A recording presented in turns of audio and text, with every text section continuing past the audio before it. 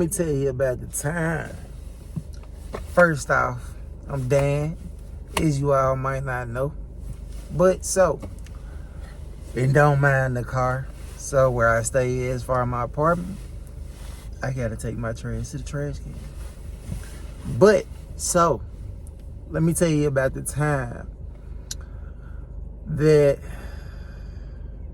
well, let me start this off with saying, one thing about an addict, they're just as cunning as an addiction. And what I mean by that is, they're able to pull off the shit that you think the drug would not make a person do, or you think a person would not do. That drug will talk them into doing it. This cannot make no sense at all, but it's the truth of the matter. All right, so let me tell you. A drug, whether it's alcohol, an addiction better yet, whether it's alcohol, whether it's porn, whether it's crack, meth, cocaine, heroin, fentanyl, no matter what the drug is or the addiction you have is, it could be addiction, they say food, and I believe it. But no matter what the addiction is, it will make you do some things that you would never think that you would do. So this story right here is just simply one of the situations my addiction got me into. So, this particular time, I'm a keep a lady friend. I'm handsome. That's how I feel about myself. And that's how my lady friends have felt about me. I'm handsome. But I'm a keep a lady friend. And this particular time, I talked my lady friend into, not even talking to that addiction to have you, man, you just run everything because you're so delusional. You're thinking that everything revolves around you. The show cannot go on without you. But so I talked my lady friend into, I told her that I'm finna take the truck, take our rental vehicle that was really hers. I'm finna take the truck and I'm finna go out of town. I'll be back. It's about some money. Man, shit, I'll be back. Make it sound so good, so cunning, delusional. But anyway, so I take the truck. Me and my homeboy, we done plotted up on plan where we're finna go to Texas and pick some up. All about the money. I'm going off of the whole idea that I'm finna get high the whole time there and the whole time back. Period. That's the only reason why I'm going. So, because my homeboy at the time, he had Percocets. 30s to be exact. Now, I want you to remember, my page is not to make you feel like things are okay. They're not okay. I want you to understand that what a drug addict's mindset may be at. But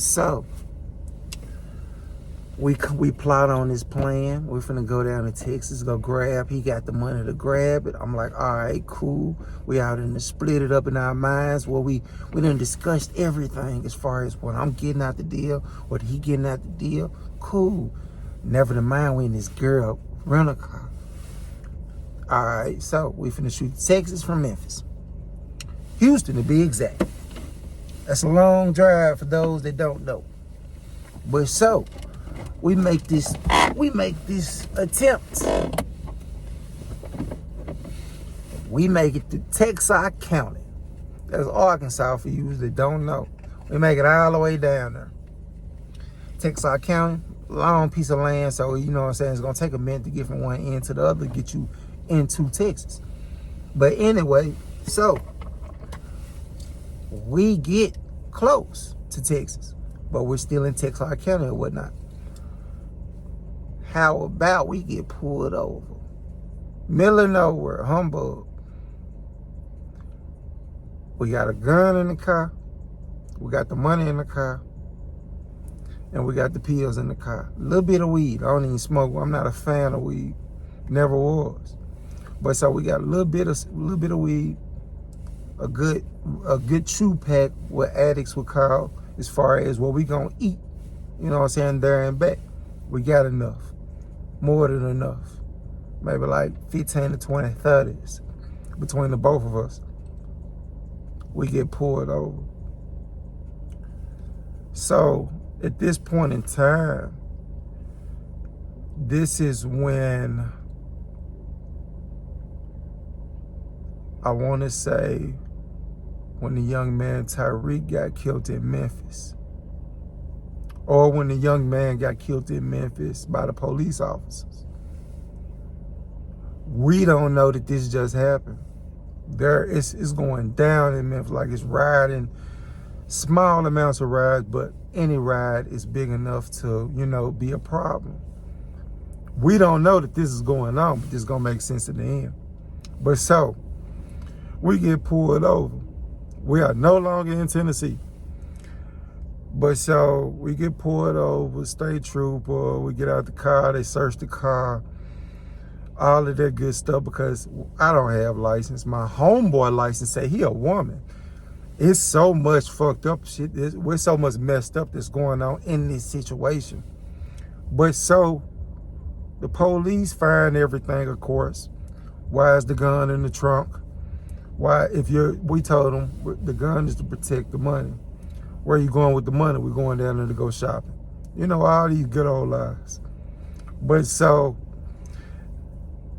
after they find everything, after we sell them all these dreams that make sense to us, we're oblivious to what makes sense because we're under the influence, as usual. Our addictions keep this understood. So, they tell us, all right, so we found the weed, we found the pill, we found the gun, whatever, we found the money. What y'all going to really go do? We're going shopping. Why you got, all right, so what's the gun for? The gun's protection. So why you got the gun in the trunk? We're in an SUV now. We're like, well, we don't need it on the road. Making it make sense to us, not to them. How about the police tell us, all right, cool, because the gun is in my homeboy name. Pull out the pills, throw the weed out, we're going to let y'all go. But we got to tow the rental car because the rental car ain't yours. All right, cool. Who would turn that down? I don't have license. This nigga license say he's a woman. We got a lot of lefts in this situation. And we got these Percocet 30s that we ain't no cancer patients. We have no use for these. We have no reason we're supposed to have these. But I told them the pills of my girls or my girls' aunties, and they just left them in the car. We got so many lies in this situation, it's hard to keep up with. But so, turns around. We throw out the pills. It had rained that day in this part of the U.S. So we pull out the pills, throw the weed out, gun and money we can keep. Can't keep the vehicle though. Cool, middle of nowhere. They tow the vehicle and ask us where we want to go. We told them the closest hotel room close, the nearest. They drop us off. Police dropped us off with the pistol, with the money, at the hotel room. I couldn't make this up. So, me and my partner, we at the hotel room, nicking like chickens. We look like straight dope fiends because we ain't got them pills. All right, so we decide, remember we're in the middle of nowhere now, at the hotel room. We decide we're going to walk back to where we think the police pulled us over at and go and get the pills off the ground.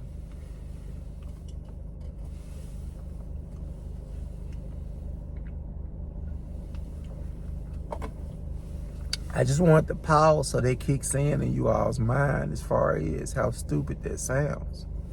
It starts raining on us. Nevertheless, we're in the middle of nowhere. It ain't even street lights. Once you leave off in country towns, if y'all don't know, country towns, it's going to be when you hop off the interstate, it's going to be a little strip or a little part where it's hotel rooms, motels, and a couple of gas stations. And it's going to be, take you back into nothing but rural. That's where we were. So we decided we're going to walk back up the highway, trying to find where the police officer pulled us over here so we can find the pills. Me and my homeboy walking, it started raining on us.